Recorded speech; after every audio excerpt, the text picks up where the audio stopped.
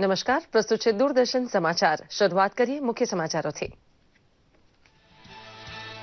વિદેશ સચિવ એસ જયશંકરે બેઇજિંગમાં ચીન સાથે કરી રણનીતિક ચર્ચા. દ્વિપક્ષીય બહુપક્ષીય મુદ્દાઓ અંગે કરી વાતચીત. વિદેશ સચિવ આજે ઢાકાના 2 દિવસના પ્રવાસ માટે થશે રવાના.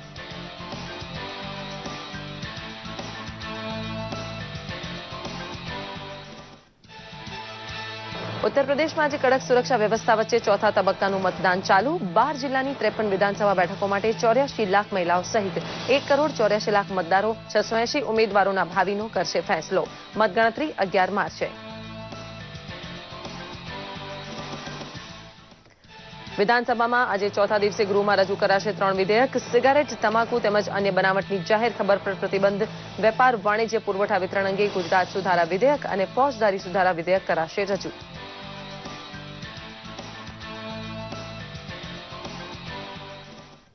મોંઘવારી સમયમાં સમૂહ લગ્નનું આયોજન આવકાર્ય હોવાનું જણાવતા મુખ્યમંત્રી વિજય રૂપાણી ગુજરાત બ્રહ્મ સમાજના 25મા સમૂહ લગ્ન યજ્ઞોપવિત સમારંભમાં આપી હાજરી.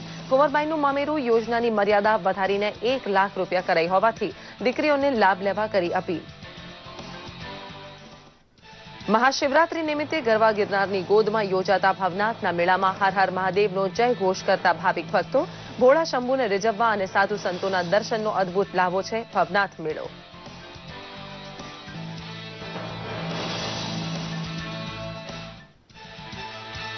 ભારત અને ઓસ્ટ્રેલિયા વચ્ચે આજથી પુણેમાં પહેલી ટેસ્ટ મેચ રમાશે. ઓસ્ટ્રેલિયા ટોસ જીતીને બેટિંગ પસંદ કરી સતત 6 ટેસ્ટ શ્રેણી જીતીને ટીમ ઇન્ડિયા ટેસ્ટ રેન્કિંગમાં પ્રથમ તો ઓસ્ટ્રેલિયા બીજા ક્રમાંકે. સમાચાર વિગતવાર જોઈએ. જમ્મુ કાશ્મીરના શોપિયાનમાં સેનાની ટુકડી પર આતંકવાદીઓએ હુમલો કર્યો હતો, જેમાં 3 જવાનો શહીદ થયા છે, 5 જવાનો ઘાયલ થયા છે તો 2 અધિકારીઓને ગંભીર ઈજાઓ પહોંચી છે. આ સૈનિકો શોપિયાનના માતરી ગામમાં એન્ટી ટેરર ઓપરેશનને અંજામ આપી પરત ફરી રહ્યા હતા. દરમિયાન તેમના પર આતંકીઓએ હુમલો કર્યો હતો. આ હુમલા બાદ સેનાએ આતંકવાદીઓ સામે અભિયાન હાથ ધર્યું છે. જો કે વહેલી સવારે 3 વાગ્યા આસપાસ બનેલી ઘટનાને કારણે કોઈ આતંકવાદી હજુ પકડાયો નથી. સામસામે થયેલા ગોળીબારમાં એક મહિલાનું પણ મોત નીપજ્યું છે. વર્તમાન વૈશ્વિક પ્રવાહો અને ન્યાયિક સુધારા વિશેના પુસ્તકનું રાષ્ટ્રપતિ ભવન ખાતે વિમોચન થયા બાદ પ્રધાનમંત્રી નરેન્દ્ર મોદીએ રાષ્ટ્રપતિ પ્રણવ મુખર્જીને અર્પણ કર્યું હતું. આ પ્રસંગે પ્રધાનમંત્રી નરેન્દ્ર મોદીએ જણાવ્યું કે ન્યાયતંત્રમાં ત્વરિત ફેસલા લેવા બાબતમાં ચીફ જસ્ટિસ ખેરનું વલણ સરાહનીય છે. પ્રધાનમંત્રીએ જણાવ્યું હતું કે વૈશ્વિક નીતિ, નિયમો, કાયદા તથા ટેકનિકની સાથે ભારતે તથા ન્યાયતંત્રે તાલ મિલાવવો પડશે. 30 વર્ષમાં ટેકનિકલ ક્ષેત્રે ઘણો બદલાવ આવ્યો છે. આ સરકારે અતિ પુરાણા કાયદાઓને રદ કરવા ઝડપી પગલાં લીધા છે. તેમણે જણાવ્યું હતું કે જ્યાં સરકારમાં કુશળ શાસન હોય ત્યાં ન્યાયતંત્ર પરનો ઘણો બોજ ઘટી શકે છે. રાષ્ટ્રપતિ પ્રણવ મુખર્જીએ ભારતીય ન્યાયતંત્રની પ્રશંસા કરી હતી. भारत की आवाज की ताकत हो, ऐसे ये मैं नहीं कह रहा हूं कि हिंदुस्तान के अपने कारणों से वैश्विक माहौल ऐसा बना है जिसमें हमें एक वैक्यूम हमारे सामने आया है. उस वैक्यूम को भरने के लिए अगर हम सब मिलकर के आवश्यक बदलाव के साथ आगे बढ़ते हैं तो बहुत बड़ा परिवर्तन हम अपनी आंखों के सामने देख सकते हैं. કેન્દ્રીય મંત્રીમંડળની મળેલી બેઠકે દેશમાં સૌર ઉર્જા ઉત્પાદન ક્ષમતા વધારી બમણી કરવાનો નિર્ણય કર્યો હતો. હાલની 20,000 મેગાવોટની ક્ષમતા 40,000 કરવાની બાબતને મંત્રીમંડળે મંજૂરી આપી હતી. કેન્દ્રીય ઉર્જા મંત્રી પિયુષ ગોયલે પત્રકારોને જણાવ્યું હતું કે આ ઉપરાંત દેશમાં વધારાના 50 સોલાર પાવર પાર્ક ઊભા કરવાનો પણ નિર્ણય લેવાયો છે. નેપાળમાં જળ વિદ્યુત પ્રોજેક્ટ અરુણ 3 ને પણ મંજૂરી આપવામાં આવી હતી, જેના થકી 900 મેગાવોટ વીજળી ઉત્પન્ન થશે. આ ઉપરાંત ભારત પોલેન્ડ વચ્ચે કૃષિ ક્ષેત્રે સહયોગ સાધવા અંગે ભારત ઓસ્ટ્રેલિયા વચ્ચે નાગરિક ઉડ્ડયન સર્વિસ સિક્યોરિટી બાબતે સહકાર સાધવા બાબતે પણ મંજૂરી અપાઈ હતી. And towards that end, an additional 50 solar parks will be approved and set up in the hilly areas or areas where there is not much agricultural land, non-agricultural land available. We will even approve smaller parks to encourage the widespread use of solar power. ભારતે એકવાર ફરી ચીનને કહ્યું છે કે જૈશ એ મોહમ્મદના પ્રમુખ મસૂદ અઝહરને ઝડપીમાં ઝડપી પ્રતિબંધિત આતંકવાદી જાહેર કરવાની જરૂરિયાત છે. વિદેશ સચિવ એસ જયશંકરે બેઇજિંગમાં ચીનના વિદેશ સચિવ સાથે વાતચીત કરતા કહ્યું કે મસૂદની શોધખોળ ભારત સાથે અન્ય દેશો પણ કરી રહ્યા છે. ચીને મસૂદ અઝહર વિશે માંગેલા પુરાવાને લઈને ભારતે કહ્યું છે કે સંયુક્ત રાષ્ટ્રમાં અન્ય દેશો પણ આ માંગને સ્વીકારવા પર ભાર મૂકી રહ્યા છે. અઝહરની ગતિવિધિઓ પર આંતરરાષ્ટ્રીય સ્તર પર વ્યાપક ચિંતા છે અને આ માંગને પૂરતું સમર્થન છે. એસ જયશંકર હવે ઢાકાના 2 દિવસીય પ્રવાસ માટે રવાના થશે. યુગાન્ડા પ્રવાસ દરમિયાન ઉપરાષ્ટ્રપતિ હામિદ અંસારીએ પોતાના સમકક્ષ સાથે મુલાકાત કરી હતી અને દ્વિપક્ષીય મહત્વના મુદ્દાઓ પર ચર્ચા કરી હતી. ઉપરાષ્ટ્રપતિએ યુગાન્ડાના રાષ્ટ્રપતિ યોગેરી મુસેવેની સાથે પણ મુલાકાત કરી.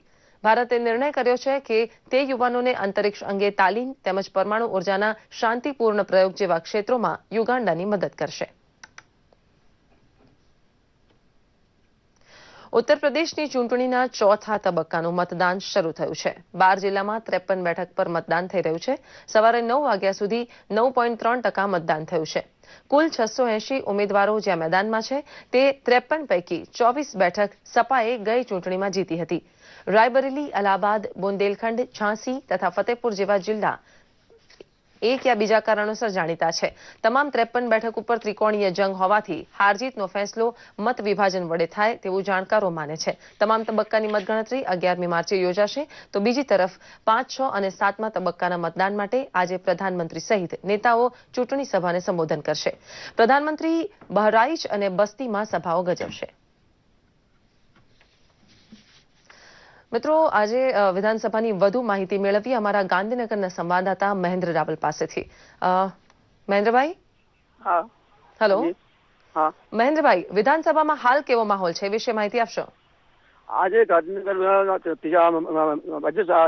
સત્રના ત્રીજા દિવસે જ્યારે વિધાનસભામાં પ્રશ્ન ક્રમાંક 7માં જ્યારે ખેડૂતોના પ્રશ્નો બાબતે ચર્ચા થઈ રહી હતી, ખેડૂતોની સ્થિતિ બાબતે ગુજરાતમાં, જ્યારે ગુજરાતમાં કોંગ્રેસની સરકાર હતી ત્યારે ખેડૂતોની કેવી સ્થિતિ હતી તે બાબતે જ્યારે મંત્રીશ્રી જણાવી રહ્યા હતા ત્યારે કોંગ્રેસ ધારાસભ્ય પરેશ ધાનાણીએ ખેડૂતોના આત્મહત્યા બાબતનો પ્રશ્ન ઉઠાવી પ્રશ્નોત્તરી કરતા ખેડૂતો બાબતે સામસામે પ્રશ્નોત્તરીમાં બોલાચાલી થતા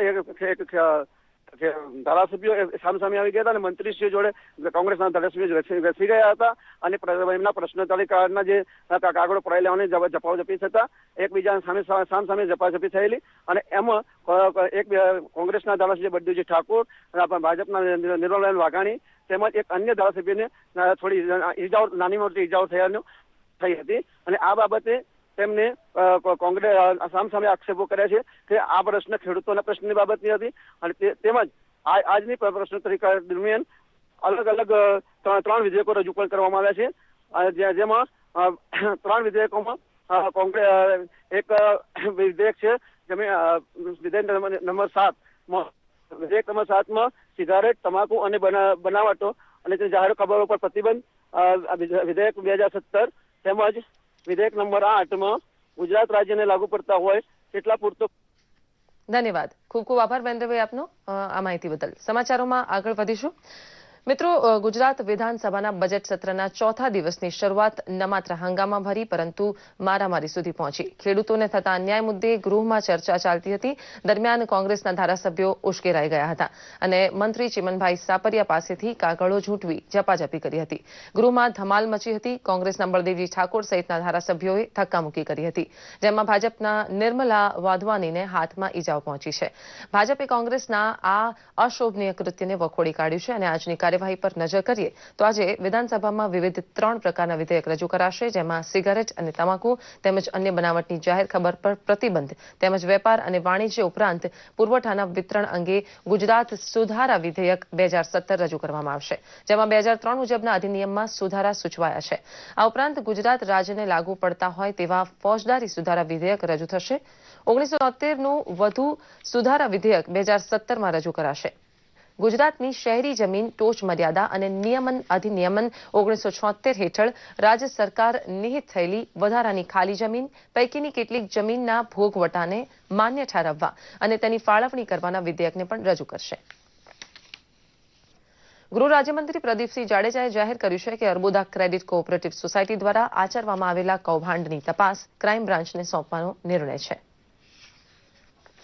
કોઓપરેટિવ સોસાયટી લિમિટેડ દ્વારા જુદા જુદા થાપણદારોના રૂપિયા એકત્રિત કરીને એ થાપણદારોને રૂપિયા પરત નહીં કરવાની કરેલી ગેરરીતિના સંદર્ભમાં આના વહીવટ કરતા રાકેશ અગ્રવાલ અને અન્ય લોકો સામે ગુજરાતના જુદા જુદા જિલ્લાઓમાં બનાસકાંઠામાં 5, સાબરકાંઠામાં 2, અરવલ્લીમાં 1, અમદાવાદ જિલ્લામાં 1, પાટણની અંદર 6 જેટલી ફરિયાદો દાખલ થયેલી છે.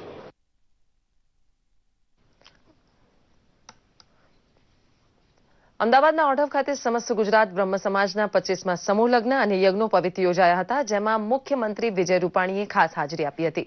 મુખ્યમંત્રીએ જણાવ્યું હતું કે આજના મોંઘવારીના સમયમાં સમૂહ લગ્નનું આયોજન થાય તે આવકાર્ય છે. મુખ્યમંત્રીએ નવ દંપતીઓ અને યજ્ઞોપવિત ધારણ કરનાર બટુકોને શુભાશીષ પાઠવ્યા હતા. મુખ્યમંત્રીએ નવ યુગલોને સરકારની વિવિધ યોજનાઓનો લાભ લેવા પણ ભલામણ કરી હતી. તો સાથે જ કુંવરબાઈનું મામેરું યોજનાની મર્યાદા વધારીને 1 લાખ કરાઈ છે, જેનો પણ વધુમાં વધુ દીકરીઓ લાભ લે તેવી અપીલ કરી હતી. આ પ્રસંગે સેવા અને સાંસ્કૃતિક પ્રવૃત્તિના મંત્રી રાજેન્દ્ર ત્રિવેદીએ સતત 25 વર્ષથી સમૂહ લગ્નોત્સવનું આયોજન કરવા બદલ બ્રહ્મ સમાજના આયોજકોને અભિનંદન પાઠવ્યા હતા અને સેવા કાર્યોની સરાહના કરી હતી. ખૂબ આવશ્યક છે. એક સમાજની પણ એકતા એમાંથી એના દર્શન થાય છે. બ્રહ્મ સમાજ હંમેશા ઋષિ પરંપરાને જાળવી રાખી છે. વિદ્યાદાન, શિક્ષા અને દીક્ષા એમાં સમાજ જોડાયેલો છે હંમેશા. અને એ શિક્ષિત સમાજ, રાષ્ટ્રભક્ત સમાજ, દેશભક્ત સમાજ આજે સામૂહિક રીતે આ કાર્યક્રમ કરવા બદલ એમને અભિનંદન આપ્યા છે.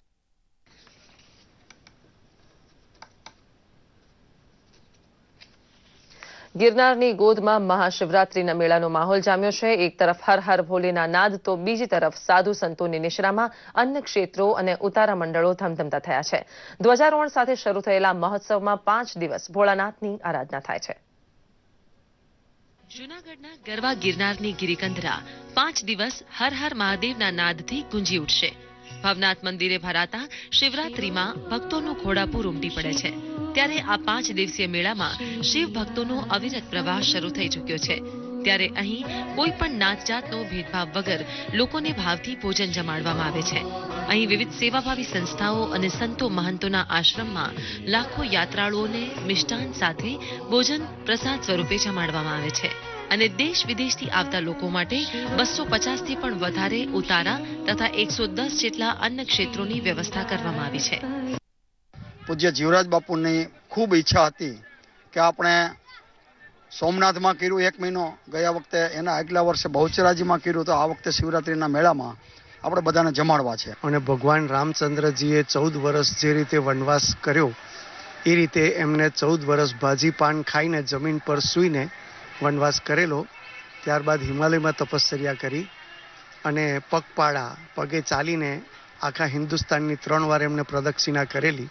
ભવનાથમાં આવેલા ગોરક્ષનાથ આશ્રમમાં મહંત શેરનાથ બાપુએ ગુરુની પરંપરા જાળવી રાખતા આશ્રમને ભક્તો માટે 24 કલાક ખુલ્લો રખાય છે એમ જણાવ્યું હતું. અહીં રહેવા તથા જમવાની સુંદર વ્યવસ્થા કાયમ રહે છે. આશ્રમમાં આગંતુકોને ભોજન લેવડાવ્યા બાદ પોતે ભોજન પ્રસાદ લે એવા નિયમો રાખ્યા છે. યોગીઓની સેવા, સંતોની સેવા, ખડદર્શનની સેવા, જન સમાજ, બ્રહ્મદેવતાઓ, અતિથિ અભ્યાગત, ગરીબ ગુરબા, કોઈ પણ યાત્રાળુને આ આશ્રમ એક આગવી સેવા આપી રહ્યો છે. ગોરક્ષનાથજીનું સ્મરણ સાથે જે ઈષ્ટને માનતા હોય એનું હાલતા બેઠતા ઉઠતા ખાતા પીતા નામ સ્મરણ કરતું રહેવું, જીવન સફળ બનાવવું, જીવન તંદુરસ્ત હોવું જોઈએ, જીવન જાગૃત હોવું જોઈએ, ચેતન રહેવું. દરેક મેળાની વિશેષતા તેમાં સતત 6 ટેસ્ટ સિરીઝ જીતનારી ટીમ ઇન્ડિયાનો મુકાબલો હવે ઓસ્ટ્રેલિયા સાથે થશે. ભારત અને ઓસ્ટ્રેલિયા વચ્ચે 4 ટેસ્ટ મેચની સિરીઝ આજથી શરૂ થઈ રહી છે. પુણેમાં બંને ટીમ વચ્ચે પહેલી મેચ શરૂ થઈ છે. ટોસ જીતી ઓસ્ટ્રેલિયાની ટીમે બેટિંગ શરૂ કરી છે. ટીમ ઇન્ડિયા અત્યારે ટેસ્ટ રેન્કિંગમાં પ્રથમ નંબરે છે, જ્યારે ઓસ્ટ્રેલિયા રેન્કિંગમાં બીજા ક્રમે છે. કેપ્ટન કોહલી અત્યારે ફૂલ ફોર્મમાં છે. વિરાટ કોહલીએ 4 સિરીઝમાં બેવડી સદી ફટકારી હતી, તો બીજી તરફ ટીમ ઇન્ડિયાના ચેતેશ્વર પુજારા, મુરલી વિજય, KL રાહુલ અને અજિંક્ય રહાણે જેવા બેટ્સમેન પણ શાનદાર પ્રદર્શન કરી ચૂક્યા છે. આ સાથે જ આ બુલેટિન અહીં સમાપ્ત કરીએ છીએ. નમસ્કાર.